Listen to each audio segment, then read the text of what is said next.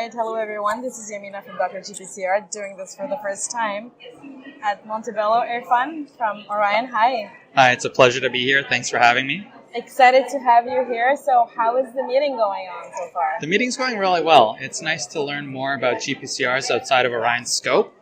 And it's nice to gather with all the leaders in academia and bridge their work with industry. Awesome. How was the travel up here? Let's be light.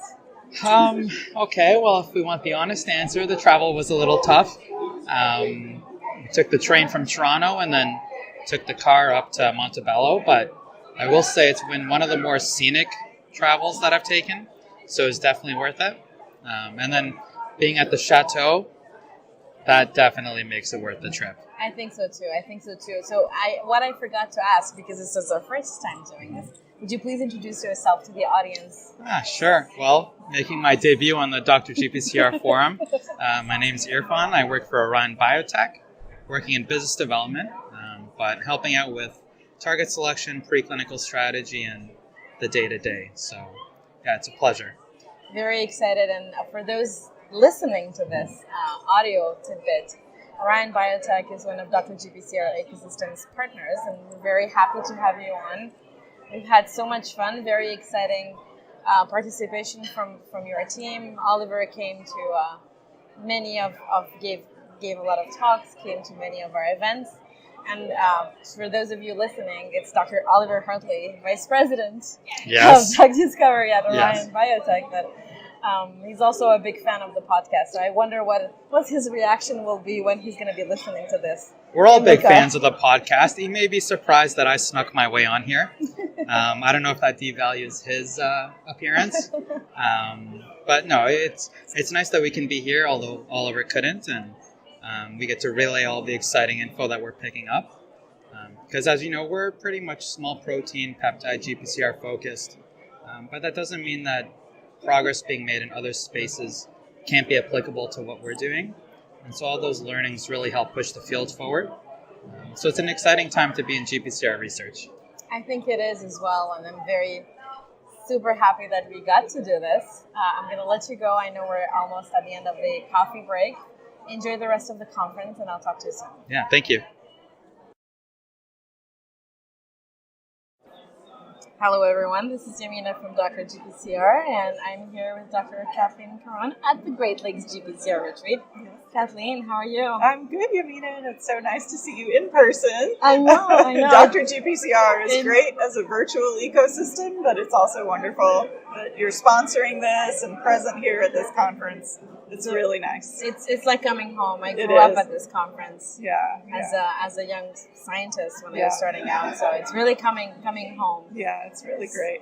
So I wanted to ask, how is it going? What do you think about the science? Yeah, I think the science has just been extraordinary, and from so many perspectives. We're getting just a full breadth of different organ systems and physiology, but also different pharmacology and really amazing biotechniques and new assays and it's wonderful to see how so many labs now are starting to complement all of these things together.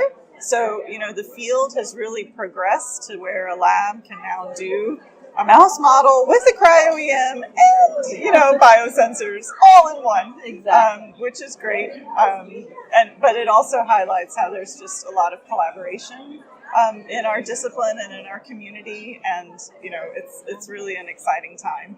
So the conference, I've been blown away. It's just been a really great conference. The organizers did a great job. It is a great conference, and then I also witnessed all these beautiful mouse models and all these. It's such nice systems where you can look at mutations in one mouse versus the other, or compounds, and then we're still focused on beta-arrestin versus G proteins, but we're getting deeper and deeper beyond that as well. Yes, I think that everyone now, thinks at a cellular level, at an organ level, and at a whole physiology level, and I think that that's just really fascinating.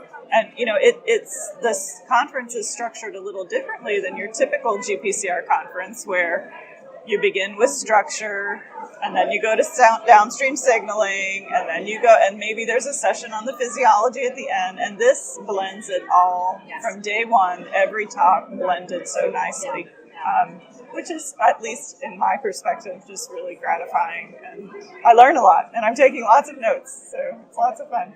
I think it's a really, really great conference. Yeah. I want to capture this because I know we did it with the newsletter, the video edition of the October newsletter. Yeah. You're recruiting. I am recruiting. We are looking for people who know how to do GPCR assays and who are interested in using proteomic and proximity ligation assays and biosensors to help tease apart all of these ramp interacting receptors. We have so much to do, and we're funded and recruiting. That's great, and this is the right place to be walking around posters. I have been doing that. They're wonderful trainees. Actually, also a credit to the organizers.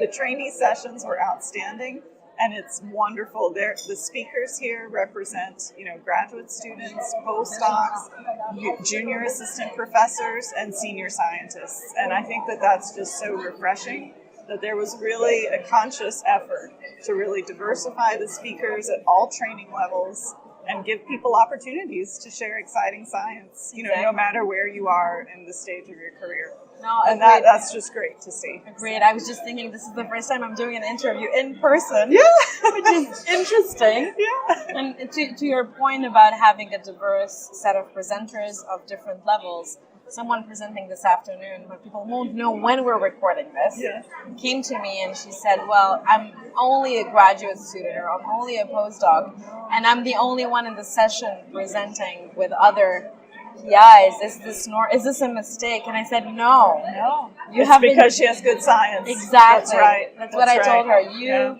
picked. Yes. You were picked because of your abstract. You're doing great science. You're going to be amazing. And then you can brag about it. That's right. You were the only student. That's right. No, it's really good. I can't wait to see the talk. All right. Thank you, Kathleen, for your time. Thank you. And I've really enjoyed seeing you in person and getting to spend time with you. Me too. Thank you. All right. So we're going to stop recording, and then we're going to go into the session. Okay. Hello everyone, this is Yamina from Dr. GPCR, and I guess if we take all these recordings and we put them all together, you're going to be hearing this every time I talk to somebody new. I'm standing here in the grand foyer with Lauren. Hi Lauren, good to see you. Hi, Yamina, nice to see you. Thank you so much for having me at our table. Of course, yes. So for those listening to this recording, we're actually sitting on the side or standing on the side, trying to minimize background noise. How is your meeting? What do you think about the meeting? Tell us more. I mean, great. I feel really lucky that this is a meeting I actually found it for the first time when they held it in Niagara-on-the-Lake. Mm-hmm. And now being someone who is in a Great Lakes region, I feel like this needs to be a regular occurrence for me. Yeah. But really wonderful. I love the science and also the size and the fact that there are no parallel sessions. We're all together all day. Yes. We're truly retreated because there is nothing else to do besides talk to each other. And the talks have just been phenomenal. Yeah. I was talking to Khaled moments ago, and I don't think I've been at a GPCR retreat with so much mouse and physiology. Yes. It's great. It is great, and I so they grouped by kind of subject. So we got to hear about the neurosciences, and we just came from that cancer session, and it's really great to hear how people are thinking of applying these signaling concepts in very different physiological and behavioral systems. Yeah. I have to say the session on actually Josh's talk and also Patrick Sexton's talk, I thought they were really great, but they left me wanting more. I know. I was like, okay, and what now? Exactly. I didn't know, and we'll have to ask Josh if he realized that this approach they've taken with making these biased mice is something that's also happening for these other receptors. But I love that concept of taking a mouse and humanizing it and being able to look at the effects of bias signaling without having to have these very selective ligands. It's so cool. I think so too. Any thoughts on the poster sessions? I mean, you're here with two students. Yes. Tell us more. So I love this because I feel like they get to hear things from other people that I will often say, and I think it reinforces things that we talk about in lab meetings and at local poster sessions. So I'm so thrilled that now not only do they get to hear questions and comments from others in the field, but they have faces to put to the names on the papers we read. I think it's more meaningful that way. Yeah. And it humanizes the scientists who actually do the work. Yes, definitely. I feel like that's something that really helped me become more engaged in the community, is knowing the backstory. I mean, through podcasts like yours, so the backstory of how these papers came to be. And I hope as students who, need to be reading to understand, it will help to know, I know this person, or I remember hearing this talk. Exactly. And, well, we have to talk about Kathleen's talk. Oh my gosh. I was crying.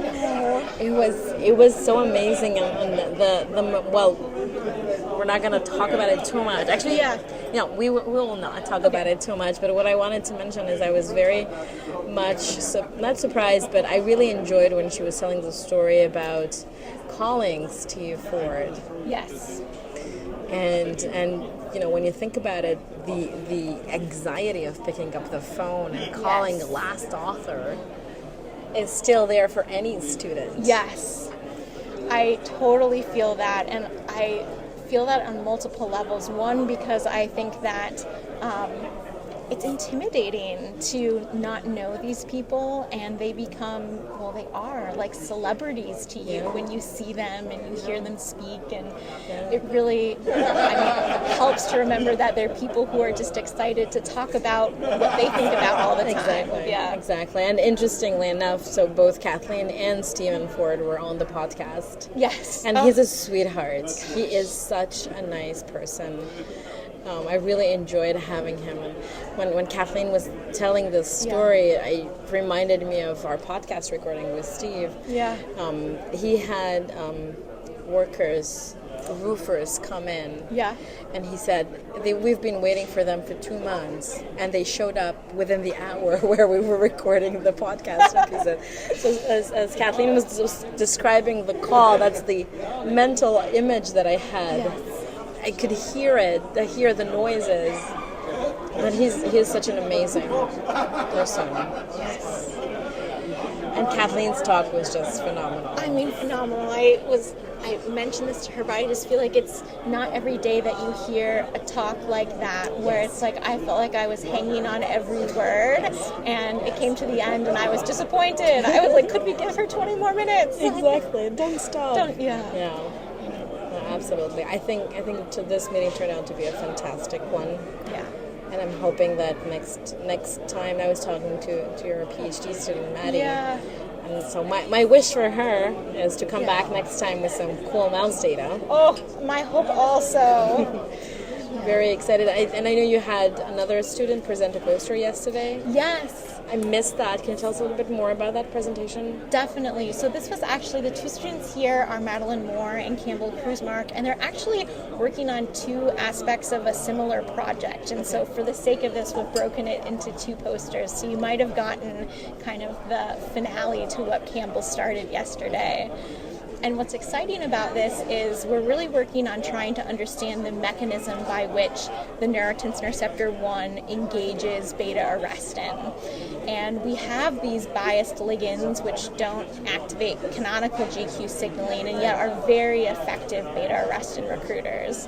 And so I think what Maddie will have told you is that even though we know with some of these biased ligands that we get less canonical G protein activation, the manner by which they're recruiting beta-arrestin looks to be maybe G protein independent, and yet somehow also GRK2 mediated. So Campbell yesterday showed some awesome data looking at the effects of GRK2 genetic and pharmacologic inhibition, where you can reduce recruitment by inhibiting GRK2, you can facilitate recruitment by overexpressing, and wonderful collaboration with Carson Hoffman's group. We've been using their knockout HEX cells to say, well, what if we just didn't have GRK2 or 3 there? And it turns out that also impairs recruitment by these biased ligands, which is just very, very cool. Super interesting, making us rethink about, I don't know, maybe beta gamma dependency. Stay tuned. Yeah, very, very exciting. And